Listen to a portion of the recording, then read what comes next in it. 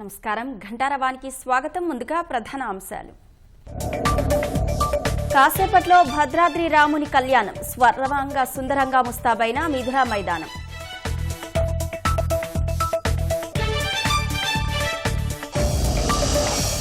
ప్రజలకు శ్రీరామనవమి శుభాకాంక్షలు తెలిపిన సీఎం గ్రామాల్లో కొత్త శోభను ఆవిష్కరించాలని ఆకాంక్ష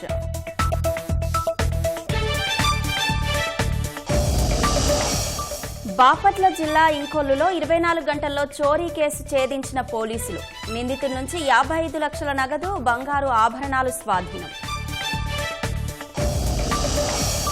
అనకాపల్లి జిల్లా పరవాడ ఫార్మాసిటీలో ప్రమాదం విషవాయువు పీల్చి కార్మికుడు దుర్మరణం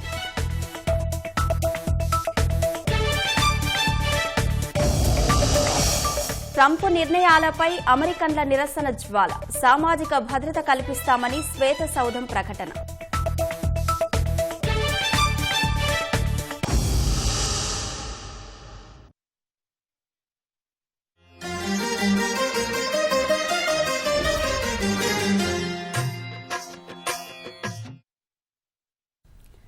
శ్రీ సీతారాముల కళ్యాణ వేడుకకు భద్రాచలం సర్వాంగ సుందరంగా ముస్తాబైంది. భారీగా తరలివచ్చిన భక్తజనం కోసం విస్తృత ఏర్పాట్లు చేశారు.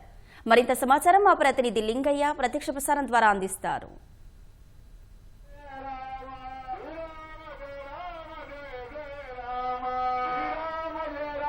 భద్రాద్రి పురవీధులు జై శ్రీరామ నామస్మరణతో మారుమోగుతున్నాయి.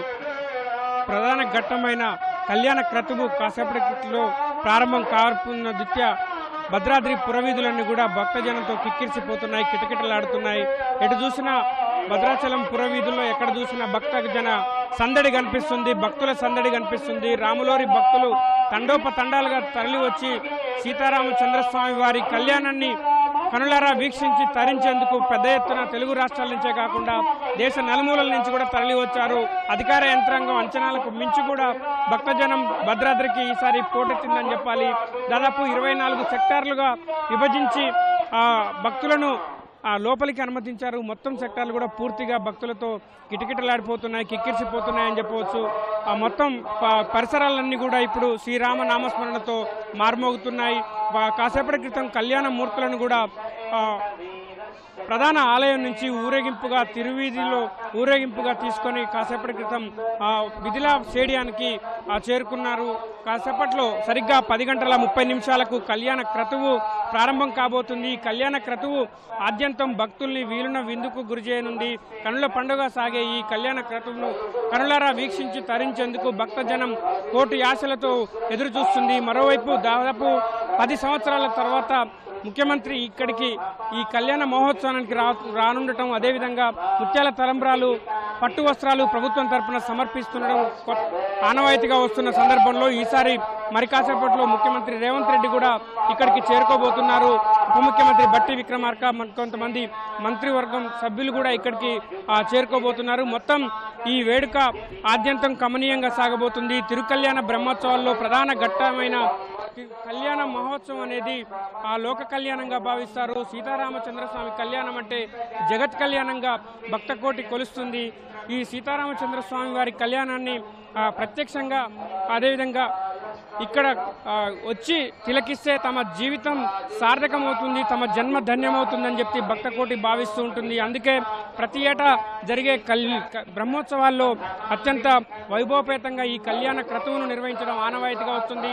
మిథిలా మండపంలో ప్రత్యేకంగా అలంకరించిన మండపంలో కాసేపటి క్రితం కళ్యాణ మూర్తులు కూడా చేరుకున్నాయి. ఊరేగింపుగా తీసుకొని భక్తుల జయ జయ ధ్వానాల మధ్య పల్లకిలో ఊరేగిస్తూ సీతారామచంద్రస్వామి వారిని మిథిలా మండపానికి తీసుకొచ్చారు. మిథిలా మండపంలో ప్రస్తుతం కళ్యాణ క్రతువుకు సంబంధించిన ముందస్తు ప్రక్రియ ప్రారంభం అయింది.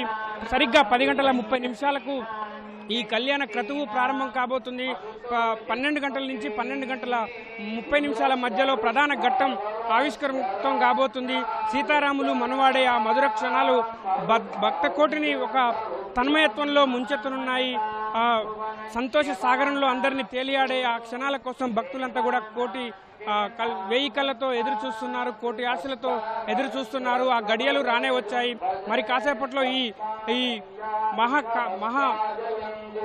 ఈ కార్యక్రమం కూడా ప్రారంభం కాబోతుంది. మరోవైపు కాసేపటి క్రితం ముఖ్యమంత్రి రేవంత్ రెడ్డి హైదరాబాద్ నుంచి ప్రత్యేక హెలికాప్టర్లో కూడా ఈ భద్రాచలం కళ్యాణ మహోత్సవంలో పాల్గొనేందుకు కూడా బయలుదేరినట్టుగా మనకు సమాచారం అందుతుంది. ముఖ్యమంత్రి దంపతులు సీతారామచంద్రస్వామి వారిని దర్శించుకున్న తర్వాత నేరుగా మిథిలా మైదానానికి చేరుకుంటారు. ఇక్కడ తలపై పట్టు వస్త్రాలు, ముత్యాల తలంబ్రాలు మోసుకొని వచ్చి సీతారామచంద్రస్వామి వారికి పట్టు వస్త్రాలు, ముత్యాల తలంబ్రాలు ముఖ్యమంత్రి సమర్పిస్తారు, అందజేస్తారు. ఆ తర్వాత అదేవిధంగా ఇప్పటికే మంత్రులు, కొందరు ప్రజాప్రతినిధులు, ముఖ్యులు కూడా ఈ ప్రాంగణానికి చేరుకున్నారు. ప్రాంగణం అంతా కూడా భక్తులతో కిటకిటలాడుతుంది. ఎక్కడ చూసినా కూడా రాములవారి భక్త సందడి నెలకొంది. ఎక్కడ చూసినా కూడా భక్తుల జయ జయ ధ్వానాలు కనిపిస్తున్నాయి. సరిగ్గా 12:30 కళ్యాణ క్రతువు తుది అంకానికి చేరుతుంది. సీతమ్మ మెడలో మాంగళ్య ధారణ చేయనున్న రాములోరు ఈ భక్తకోటికి ఒక నయనానందం కలిగించబోయే క్షణాల కోసం భక్తకోటి మాత్రం ఎంతో ఆతృతగా ఎదురుచూస్తున్న పరిస్థితి. కళ్యాణ క్రతువు సరిగ్గా 10:30 మిథిలా మండపంలో ప్రారంభం కాబోతుంది. Over to studio. ధన్యవాదాలు లింగయ్య. రాష్ట్ర ప్రజలందరికీ ముఖ్యమంత్రి చంద్రబాబు శ్రీరామనవమి శుభాకాంక్షలు తెలిపారు. ప్రజల మాటకు విలువనిచ్చిన పాలనతో ఆనాడే ప్రజాస్వామ్య ప్రాధాన్యతను శ్రీరామచంద్రుడు తెలియజేశారన్నారు. పాలకుడు ఎప్పుడూ ప్రజలకు ఆదర్శనీయుడిగా ఉండాలని తన పాలన ద్వారా తెలియజేసిన సుగుణాభిరాముడి చరిత్రను ఈ సందర్భంగా మననం చేసుకుందామని పిలుపునిచ్చారు. వాడవాడలా జరిగే నవమి వేడుకలు గ్రామాల్లో కొత్త శోభను ఆవిష్కరించాలని కోరుకుంటున్నానన్నారు. ఆ సీతారాముల దయతో ఇంటిల్లిపాది ఆనంద ఆరోగ్యాలతో చల్లగా ఉండాలని ఆకాంక్షించారు.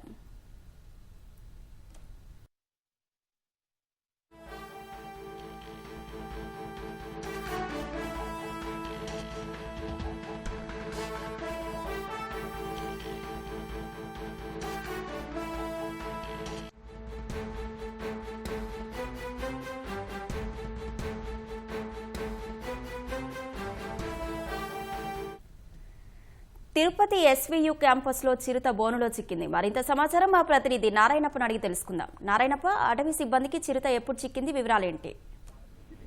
అశ్విని, తిరుపతి శ్రీ వెంకటేశ్వర విశ్వవిద్యాలయ క్యాంపస్ లో ఇవాళ రాత్రి బోన్లో చిరుత చిక్కింది. గడిచిన 2 నెలలుగా ఎస్వి విశ్వవిద్యాలయం, అదే విధంగా శ్రీ వెంకటేశ్వర వేద విశ్వవిద్యాలయము పరిసర ప్రాంతాల్లో ఈ శ్రీ వెంకటేశ్వర వెటర్నరీ విశ్వవిద్యాలయం ఈ మొత్తం ఈ ఆవరణలో అటవీ ప్రాంతం. ఇది అటవీ ప్రాంతంలో ఉన్న పెద్ద ఎత్తున చిరుతపులి గడిచిన కొంతకాలంగా తిరుగుతోంది. ఈ నేపథ్యంలోనే హాస్టల్స్ లో ఉంటున్న విద్యార్థులు రాత్రి వేళల్లో చిరుతపులి సంచారాన్ని గుర్తించి అధికారులకు సమాచారం అందించారు. చిరుతపులి నుంచి విద్యార్థులకు ఇబ్బంది లేకుండా ఉండేందుకు ఎస్వి విశ్వవిద్యాలయం, అదేవిధంగా వేద విశ్వవిద్యాలయం, వెటర్నరీ విశ్వవిద్యాలయ అధికారులు ప్రత్యేక చర్యలు చేపట్టారు. ఆ ఆవరణలో పెద్ద ఎత్తున సీసీ కెమెరాలు ఏర్పాటు చేయడంతో పాటు రాత్రి వేళల్లో రాత్రి 8 గంటల తర్వాత విద్యార్థులు ఎవరు బయటికి రావద్దని ఆంక్షలు విధించారు. దీంతో అటవీ శాఖ అధికారులు, విశ్వవిద్యాలయాల అధికారులు సంయుక్తంగా ప్రత్యేక బృందాలను ఏర్పాటు చేసి ఆవరణలో ఈ క్యాంపస్లో ఉన్న అటవీ ప్రాంతంలో పెద్ద ఎత్తున గాలింపు చర్యలు చేపట్టారు. కానీ ఎక్కడ చిరుత సంచారం లేదు. ఈ నేపథ్యంలోనే అటవీ శాఖ అధికారులు ప్రత్యేకంగా బోన్లు ఏర్పాటు చేసి ఒక 3 ప్రాంతాలలో బోన్లు ఏర్పాటు చేశారు. ఆ బోన్లలో చిరుత సంచరించే సమయంలో పట్టుకునేందుకు వీలుగా 3 నెలల క్రితం ఈ చర్యలు చేపట్టారు. నిన్న రాత్రి ఈ ఎస్వి విశ్వవిద్యాలయ ఆవరణలో ఏర్పాటు చేసిన బోన్లో చిరుత చిక్కింది. ఇవాళ ఉదయం కొంతమంది విద్యార్థులు అటుగా వెళ్తూ గమనించి అటవీ శాఖ అధికారులకు సమాచారం అందించారు. ఉదయాన్నే బోన్ దగ్గరికి వెళ్లిన అటవీ శాఖ అధికారులు పట్టుబడిన చిరుతను శ్రీ వెంకటేశ్వర జంతు ప్రదర్శనశాలకు తరలించి అక్కడ బంధించారు. అశ్విని, ధన్యవాదాలు నారాయణప్ప.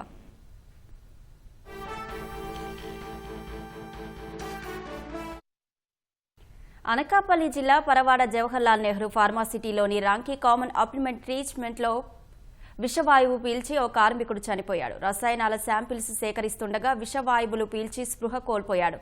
కేజీహెచ్కు తరలించగా చికిత్స పొందుతూ చనిపోయాడు. మృతుడు తానంకు చెందిన చీపురుపల్లి అప్పలనాయుడుగా పోలీసులు తెలిపారు. సక్రమమైన మాస్కులు లేకపోవడంతోనే అప్పలనాయుడు చనిపోయాడని సిఐటియు నేత గనిశెట్టి సత్యనారాయణ ఆరోపించారు. మృతుడి కుటుంబానికి రాంకీ యాజమాన్యం ₹1 కోటి నష్టపరిహారం చెల్లించాలని డిమాండ్ చేశారు. ఏదైతే ల్యాబ్ టెక్నీషియన్ గా ఉన్నటువంటి సిప్పిపల్లి అప్పలనాయుడు ఏదైతే అక్కడ ఉన్నటువంటి మాన్యువల్ నుండి గాఢమైనటువంటి వాయువులకు సంబంధించినటువంటి ఏదైతే వ్యర్థ రసాయనాలు ఉన్నాయో ఆ శాంపుల్ సేకరించే సందర్భంలో ఈ కార్మికుడైనటువంటి చిప్పిపల్లి అప్పలనాయుడు అక్కడికక్కడే కుప్పకూలి ఆ వాయువులు పీల్చిన తర్వాత చనిపోయడం అనేది జరిగింది. ఆ చనిపోయినటువంటి కార్మికుడిని విశాఖపట్నంలో కేజీహెచ్కి తరలించారు. మేము ఈ సందర్భంగా డిమాండ్ చేస్తాము. ఒంటిమిట్టలో కోదండరామస్వామి బ్రహ్మోత్సవాలు వైభవంగా జరుగుతున్నాయి. ప్రత్యక్ష ప్రసారం ద్వారా చూద్దాం.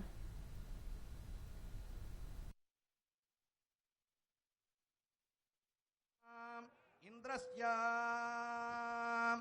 ఆనందవర్ధన రాగం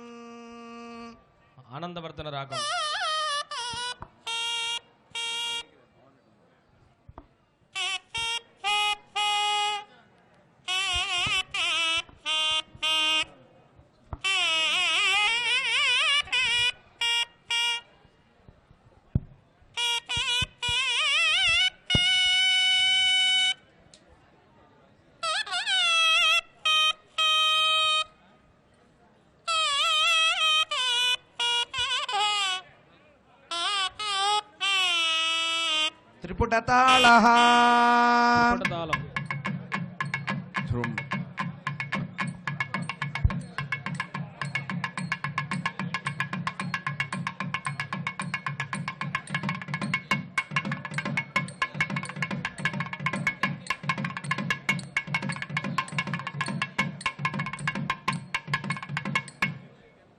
త్రిపుటతాళః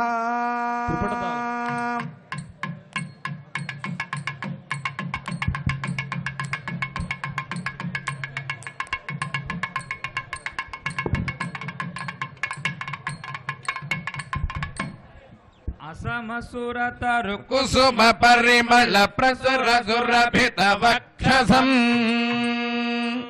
భుజగ పరివృఢ విజయ జన భుజ విదిత దిశత సంజయం ప్రజుర జలధర నిభయ రుచి భర రుచిర శుభధర విగ్రహం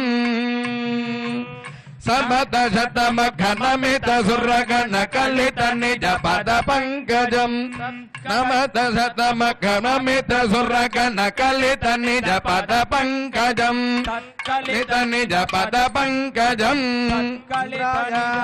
సురాధిపతయే నమః సోదకం బలిం దదామి అనేన బలిదానేన సురాధిపతిః ఇంద్రః ప్రీయతాం అఖిల జగదభివృద్ధిరస్తు.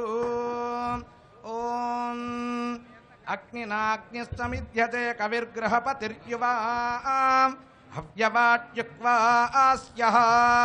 ఓం బ్రహ్మగ్నజే నమః ఆగచ్చాగచ్చాగచ్చ ఏహ్యేహి సర్వామర్హవ్యవాః మునిప్రవీరైరభితోపి చుష్టా తేజస్వతా లోకగణేన సార్ధం మమాధ్వరం పాహి కవే నమస్తే. అగ్నయే నమః.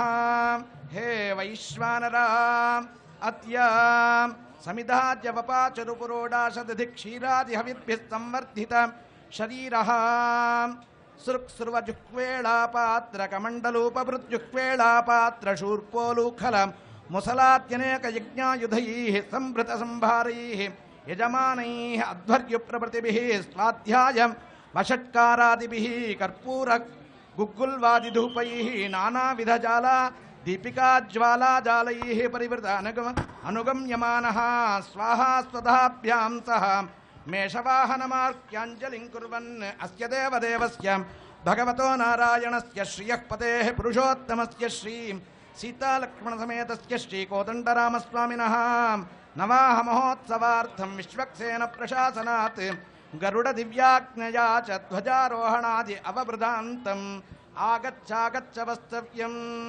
సన్నిధానం విధత్తాం. అగ్నే అగ్నే మఠ్యతాళః. మఠతాళం.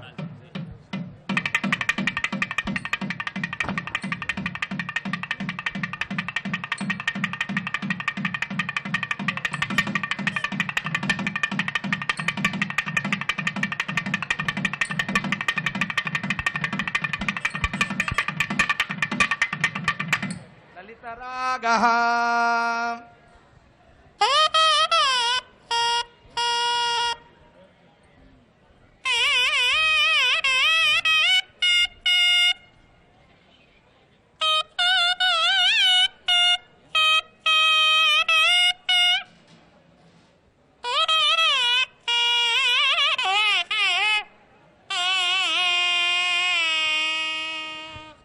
లోకహితానుగతాగతహవ్యః వాహకదీప్తపదం వాహనమేషజవాదితరోహణ వాయుగతిం వరదం జ్ఞానసమాధికృతానుగతాఖిల కారణ. సాంకేతిక అద్భుతాల మేళవింపుతో నిర్మించిన పంబన్ వంతెన ప్రారంభోత్సవానికి సిద్ధమైంది. శ్రీరామనవమి వేళ ప్రధాని నరేంద్ర మోదీ నేడు మధ్యాహ్నం 12:45 జాతికి అంకితం ఇవ్వనున్నారు. ఈ వారధి ప్రారంభోత్సవంతో రామేశ్వరం ద్వీపం ప్రధాన భూభాగంతో అనుసంధానం కానుంది. దేశంలో మొట్టమొదటి vertical lift railway sea bridge ప్రారంభానికి ముస్తాబైంది. తమిళనాడు రామనాథపురం జిల్లాలో 535 కోట్లతో అధునాతన సాంకేతిక విధానంతో నూతనంగా నిర్మించిన పాంబన్ వంతెనను ప్రధాని నరేంద్ర మోదీ ఆదివారం జాతికి అంకితం చేయనున్నట్లు దక్షిణ రైల్వే తెలిపింది. ఈ కార్యక్రమాన్ని శ్రీరామనవమి రోజున మధ్యాహ్నం 12:45 సమయంలో పంబన్ నుంచి రిమోట్ పద్ధతిలో వంతెన వర్టికల్ లిఫ్ట్ మెకానిజాన్ని ప్రధాని మోదీ ప్రారంభిస్తారు. అనంతరం రామేశ్వరం నుంచి తాంబరానికి ప్రత్యేక రైలు పరుగులు తీయనుంది. తర్వాత బహిరంగ సభలో పాల్గొననున్న ప్రధాని 8,300 కోట్ల విలువైన నేషనల్ హైవే ప్రాజెక్టులకు శంకుస్థాపన, ప్రారంభోత్సవాలు చేయనున్నారు. ఆ తర్వాత రామేశ్వరం ఆలయాన్ని సందర్శించి జ్యోతిర్లింగాల వద్ద ప్రధాని మోదీ పూజలు చేస్తారు.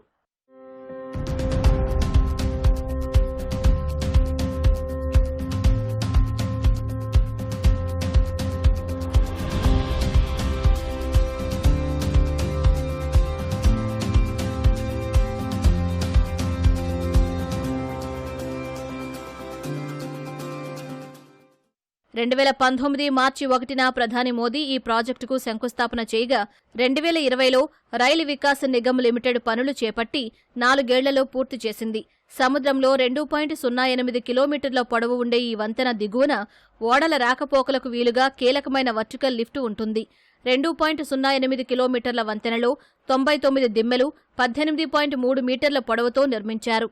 ప్రపంచంలోనే రెండో అతి ఎక్కువ తుప్పుపట్టే ప్రాంతంగా పేరున్న పాంబన్ తీరంలో వర్టికల్ లిఫ్ట్ రైల్వే బ్రిడ్జికు తుప్పు పట్టకుండా తగిన జాగ్రత్తలు తీసుకున్నారు. ఈ నిర్మాణాలపై 3 పొరలుగా పాలీసిలోక్సెన్ పెయింటింగ్ పూత వేశారు. ఫలితంగా 58 ఏళ్లు బ్రిడ్జి తుప్పు పట్టదని నిపుణులు తెలిపారు. చిన్న చిన్న మరమ్మతులతో 100 ఏళ్ల వరకు ఎటువంటి ఇబ్బంది ఉండదన్నారు.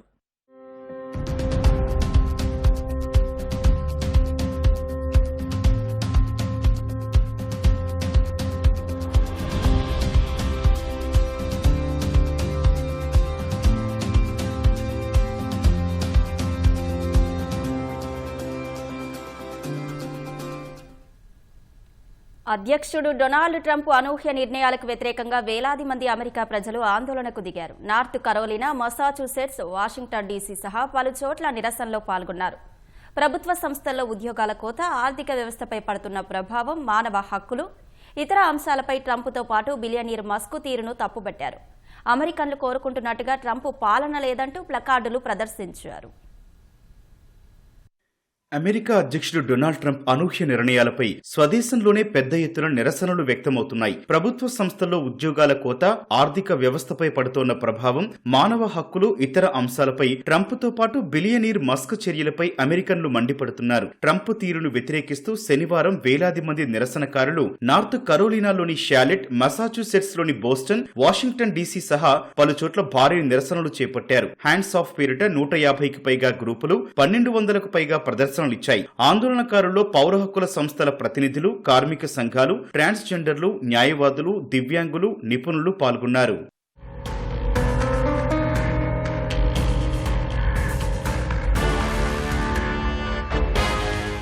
ట్రంప్ ప్రభుత్వం నిర్ణయాలు సరిగా లేవని, ప్రజల మాటలు వినిపించుకోకుండా వ్యవహరిస్తోందని నిరసనకారులు మండిపడ్డారు. ట్రంప్ ప్రభుత్వం సరైన దిశలో నడవట్లేదని, భారీ ఉద్యోగాల కోత వల్ల అమెరికాలో సేవలు, వనరులపై తీవ్ర ప్రభావం పడుతుందని ఆందోళన వ్యక్తం చేశారు. విద్య, సామాజిక భద్రత, మెడికైడ్, మెడికేర్, మాజీ సైనికుల హక్కులు, ఎల్జీబీటీక్యూ సమాజం ఇలా ప్రతి ఒక్కటి బెదిరింపులకు గురవుతోందని ఆవేదన వ్యక్తం చేశారు.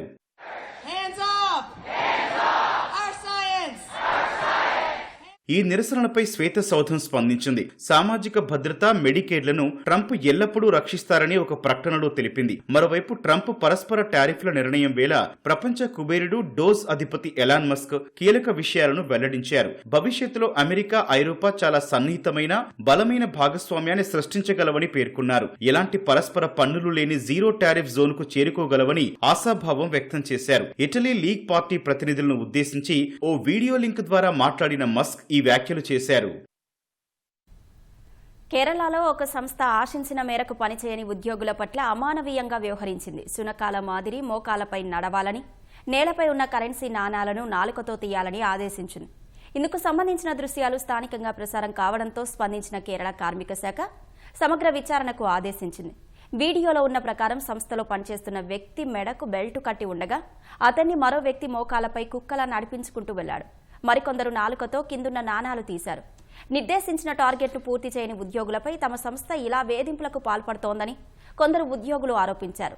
మరోవైపు వీడియోలో మోకాళ్లపై నడిచిన వ్యక్తి ట్విస్ట్ ఇచ్చాడు. ప్రస్తుతం తమ సంస్థలో అలాంటి వేధింపులు ఏవీ లేవని వివరించారు. తాను అక్కడే పనిచేస్తున్నానని చెప్పాడు. కొన్ని నెలల కింద మేనేజర్గా పనిచేసిన వ్యక్తి బలవంతంగా ఈ వీడియోలు చిత్రీకరించాడని, అందుకు ఆయన్ను సంస్థ నుంచి తొలగించాలని చెప్పాడు. సంస్థ యజమాని కించపరిచేందుకు అతడు సదరు వీడియోలను వినియోగిస్తున్నాడని పేర్కొన్నారు. విజయవాడలో జాక్ సినిమా యూనిట్ సందడి చేసింది. ఈ నెల 10వ తేదీన విడుదల సందర్భంగా ప్రమోషన్ కార్యక్రమం నిర్వహించారు.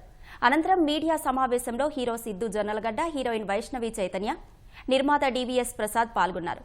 కామెడీ, లవ్, యాక్షన్ సన్నివేశాలతో సినిమా తీసినట్లు యూనిట్ చెబుతోంది. స్టోరీ విభిన్నంగా ఉండడం సహా 1000 కోట్ల కలెక్షన్స్ వసూలు చేస్తుందనే ఆశాభావాన్ని వ్యక్తం చేశారు. బొమ్మరిల్లు భాస్కర్ ఈ చిత్రాన్ని ఎంతో అద్భుతంగా తెరకెక్కించారని నిర్మాత కొనియాడారు. మీ అందరి ముందుకు వచ్చాం. ఈ సినిమాని మొత్తం అందరూ కలిసి బాగా తీశారు. మంచి సినిమా అవుతుందని ఎక్స్పెక్ట్ చేస్తున్నా. ఇందులో ఇప్పుడే చెప్పిన హీరో ఆల్రౌండర్గా అన్నీ చేసుకున్నాడు. బాగాను సినిమా మంచి హిట్ అవుతుందని ఎక్స్పెక్ట్ చేస్తున్నాం. చాలా డిఫరెంట్ స్టోరీని చూడొచ్చు. చాలా ఫన్గా, ఎంటర్టైనింగ్గా, ఎక్సైటింగ్గా ఉండబోతుంది.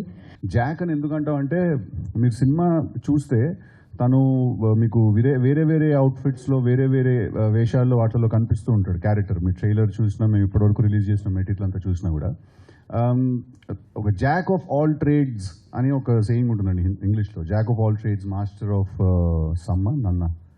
అది అంటే ఏంటంటే ప్రతి విషయంలో కూడా కొంచెం ఎంతో కొంత ఇతనికి ఏమంటారు ఒక ఎక్స్పీరియన్స్ ఉంది. ప్రతి విషయంలో కొంచెం కొంచెం తెలుసు తనకి. ఒకే విషయం మొత్తం తెలియడం కన్నా ప్రతి విషయంలో కొంచెం కొంచెం తెలుసు అనమాట. అందుకే జాక్ అని పేరు పెట్టాము. కొంచెం క్రాక్ అని ఎందుకన్నాం అంటే, మీరు ఒకసారి సినిమా చూస్తే మీకు అర్థమవుతుంది. ఇన్ఫ్యాక్ట్ ఇన్ ద బిగినింగ్ జాక్కి ఇంకొక ఆపర్చునిటీ, ఇంకొక టైటిల్ కూడా అనుకున్నాం. మేము క్రాక్ జాక్ అని కూడా అనుకున్నాం ఒక టైటిల్ మేము. కాకపోతే పెద్ద బిస్కెట్ అవుద్దేమో అని చెప్పి పెట్టలేదు అది. ఈ స్టోరీ ఒక లవ్ స్టోరీ ఒకటే కాకుండా ఈ కథలో ఏంటంటే ఇంకా చాలా వేరే ఎలిమెంట్స్ కూడా చాలా ఉన్నాయి. మీరు చూసే ఉంటారు, రా అనే ఒక ఎలిమెంట్ ఉంది, ఒక టెర్రరిస్ట్ అనే ఎలిమెంట్ ఒకటి ఉంది. చాలా పెద్ద పెద్ద ఎలిమెంట్స్ కూడా వేరే ఉన్నాయి. సో ఈ కథకి ఎంత ఉండాలి అనేది చూసుకుని ఉంటుందండి. బట్ డెఫినెట్లీ అదేంటంటే యూత్ ఫిల్మ్ కాబట్టి ఆబ్వియస్లీ లవ్, రొమాన్స్ అనేది కూడా ఎంత సమపాళంగా ఉన్నట్టు అదే ఉంటుందండి. యా.